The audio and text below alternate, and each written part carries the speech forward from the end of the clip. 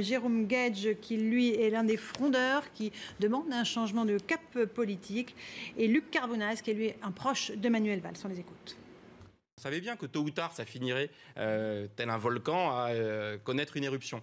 Bon, je ne pouvais pas dire exactement quel moment. Peut-être que c'est le bon moment.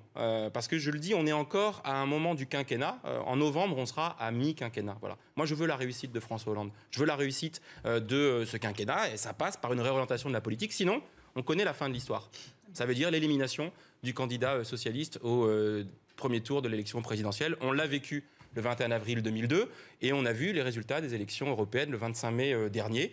Donc la responsabilité, là où certains nous traitaient d'irresponsables, la responsabilité, c'est de dire ce qu'on a sur le cœur, d'aller au bout de ses convictions.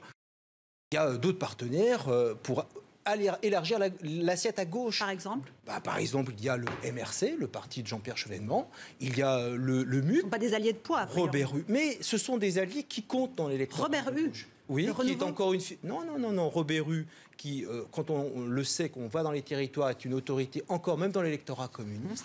Donc voilà, moi je ne suis pas du tout inquiet. Je fais confiance dans le président de la République et dans le Premier ministre, dans la réponse qui va être à l'heure demain dans le gouvernement Valls 2.